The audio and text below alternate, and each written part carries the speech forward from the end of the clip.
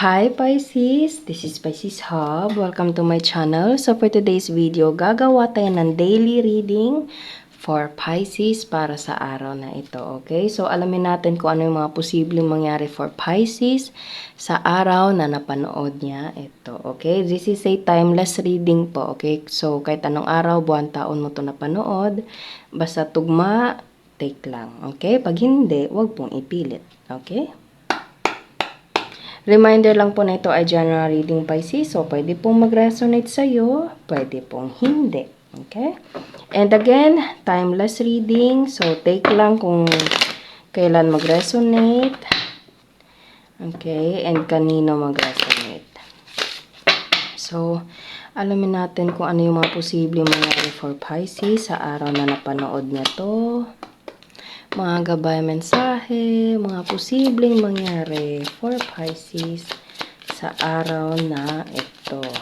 Ano po yung mga posibleng mangyari sa araw na ito? Oh, poverty. Okay. Oh, ang daming gustong Pisces flip. Oh my goodness. Poverty and bad health.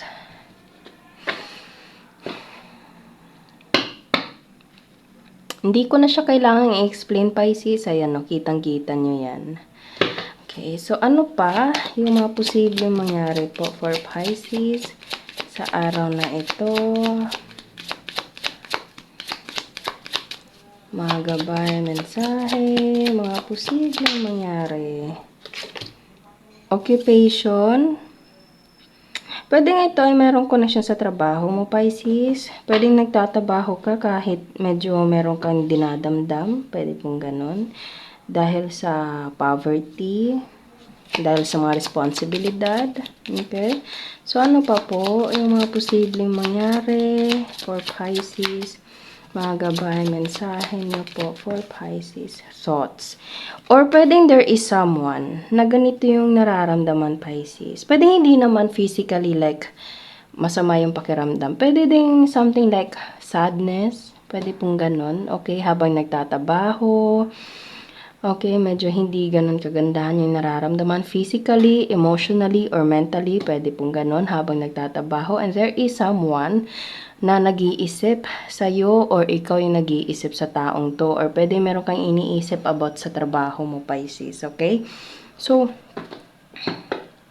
medyo mabigat yung ano dito. It's either this is your energy, Pisces, or you're dealing with someone na may energy na posibleng alam mo yun, maraming iniisip. Pwede meron itong connection sa specific person. Pwedeng namimiss mo. Or okay. Or there is someone na kailangan mong alagaan.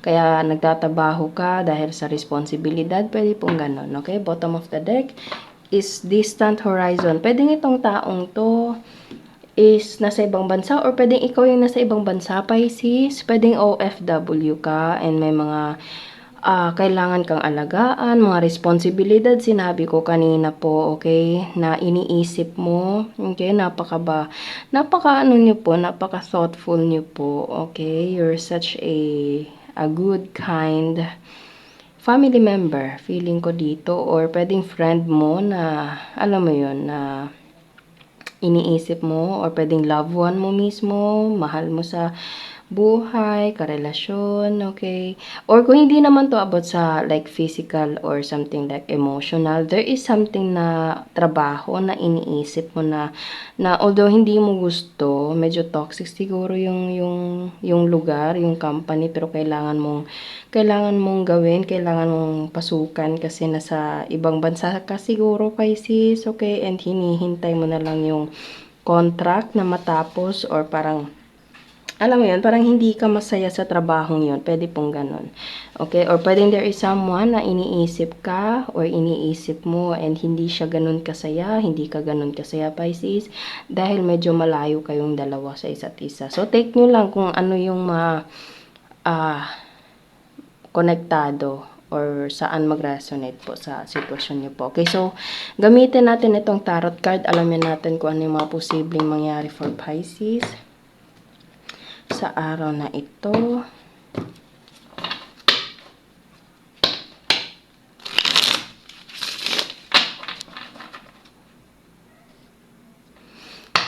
Ano po yung mga posibleng mangyari po for Pisces sa araw na ito? Mga gabay, mensahe para kay Pisces. Six of Pentacles. Yes, pwedeng meron kang bibigyan, Pisces. Okay, na nangangailangan. Okay, it's either ikaw yung nakakaangat and meron kang bibigyan na kailangan talaga. Kasi nakikita niyo, Pisces. Ayan, no? Merong dalawang tao dito. Tingnan nyo, napapansin nyo yung damit nila. Okay, ito yung parang maayos, may mga coins sa pananamit. And meron ditong medyo nangangailangan. Okay, so pwedeng ito yun. Ayan o, poverty, tapos ito. Tapos ikaw yung merong ability, capability na, alam mo yun, makapagbigay. So, yeah, napakabait mo po kung ikaw mo yung ganito. Or there is someone na makakatulong sa'yo, Pisces. And yung pagbigay na iyon is genuine, totoo. Kasi meron tayo ditong scale po, okay? So, genuine, totoo, pure, yung pagtulong na ito. So, ano pa? Ace of Cups, yes, punong-puno ng love, as I said kanina, genuine. Okay, genuine, totoo, ramdam mo yung totoong concern ng taong to sa'yo, or concern ka sa taong to, Pisces, or sa mga taong to. Kasi Ace of Cup is Ace of Love, Ace of Emotion. Okay? So, pwede ito meron connection sa relationship, pwede ding relatives, okay? Na, alam mo yun, tingnan niyo po, oh, nag-uumapaw yung feelings, okay?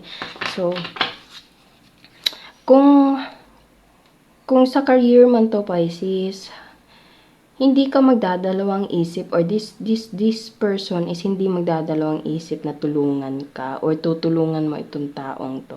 Kung love man ito, there is someone na it's either namimiss ka niya, okay, and maggagawa siya ng step or action para, alam mo yun, maipakita sa'yo yung pagmamahal na iniisip ka niya, okay, or pwedeng ikaw po yung ganon, okay. So, pwede pong kahit saan po. So, ano, oh,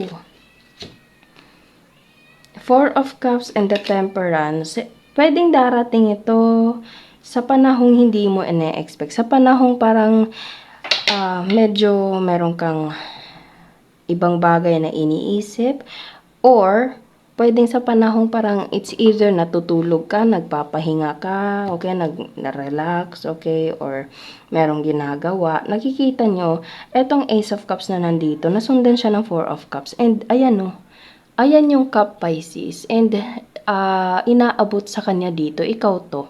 Or you're dealing with someone na ganito. So, pwede meron ka matatanggap or ikaw yung magbibigay, Pisces. And yung pagbigay na yun is punong-puno ng love, punong-puno ng emotion, punong-puno ng genuine energy, okay? And again, meron tayo ditong the Temperance, may water na naman, ayan o. Napapansin nyo? So, punong-puno ng, parang naulit na tong reading na ito. Itong mga Temperance na ito, at saka Four of Cups, tos Ace of Cups, tsaka itong mga cards na nandito, parang lumabas na to sa nakaraan nating videos. Hindi ako sure kung anong video yon, Pisces, pero parang almost the same siya ng mga cards. Ano po? So, pwedeng ito yung feel ko currently na nangyayari, Pisces. Okay, meron ka matatanggap or ikaw yung magbibigay. Okay? And matatanggap mo ito sa panahong hindi mo ina-expect. Medyo matagal-tagal na din, or medyo may mga panahon na din na lumipas, or something like merong paghihintay kasi meron tayo ditong the Temperance. Ito kasing the Temperance is something like parang patience. Okay? Time. Parang ganon. Pasensya or paghihintay. Pwede pong ganon. Okay? So, when the time comes, when the right time comes, Pisces, ibibigay or darating na yung cup, yung water na para sa'yo. Ayan o, isasali na dito sa cup na ito. And which is, ito yung matatanggap mo or ikaw yung magbibigay, Pisces. Okay, so, pwedeng matatanggap mo ito sa loob ng bahay habang nanonood ng TV, okay, or whatever you're doing. Pwedeng nasa trabaho. Pwedeng you're dealing with someone na nagtatrabaho and meron ka matatanggap sa sa panahon na nasa bahay ka, pwede pong ganun, okay? Or pwede pong vice versa. So, it's either this is something like help coming from this person towards you, or you will helping this person, okay? Or kung hindi naman to about financial help, pwede din there is someone na punong-puno ng love, Pisces, and habang nagtatabaho, iniisip ka niya, okay? And pwedeng hindi siya mapakali, kaya parang gagawa siya ng aksyon para i-communicate ka or para matanggap mo itong ano man itong gusto niya ibigay sa'yo, or pwede pong vice versa po. Basta, meron tayo ditong giving and receiving, and medyo malayo kayo sa isa't isa, Pisces. Okay, so, actually maganda siya, maganda yung intention ng kung ano man yung purpose ng pagbibigay or pagdating ng kung anumang laman ng cup na ito, Pisces. Okay, bottom of the deck is Ace of Pentacles. Ayan, no, Pisces. Inaabot sa'yo yung malaking coin na ito. So, ayan, no, yan. Puro tayo inaabot, Pisces. Meron talagang nag-aabot. Ayan, no, ayan. So, there is something na, it's either talaga merong connection sa pera, sa trabaho, okay, na ibibigay or darating sa'yo. And this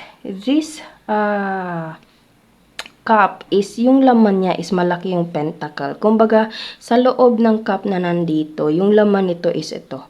Okay, so it is something like valuable, okay, something like,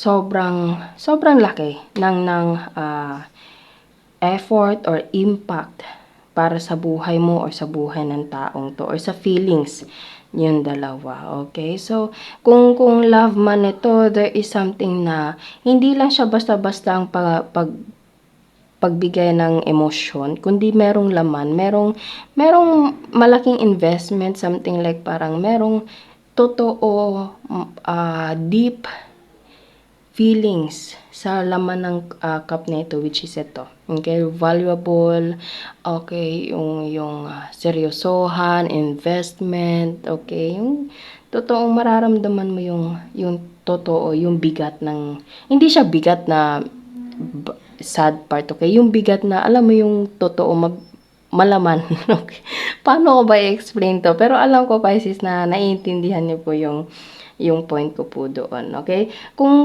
pera, trabaho man ito, meron ka matatanggap na Ace of Pentacles, pero yung pagbibigay na ito, mararamdaman mo yung love, mararamdaman mo yung as I said kanina, yung genuine, yung concern, yung totoong pagmamahal, yung totoong pagtulong galing sa taong to, okay? Or ikaw yung ganito, Pisces, kasi ikaw yung medyo merong, as I said kanina, capability na makatulong sa mga taong nangangailangan. Okay? So, sa reading na ito, there is someone na giving and receiving, and meron kayong medyo distansya ng taong ito, which is distant horizon. Okay? So, feel ko, ito talaga, meron talagang parang lumabas sa other reading natin, pero feel ko, ito yung current na nangyayari, Pisces. Kasi parang naulit siya.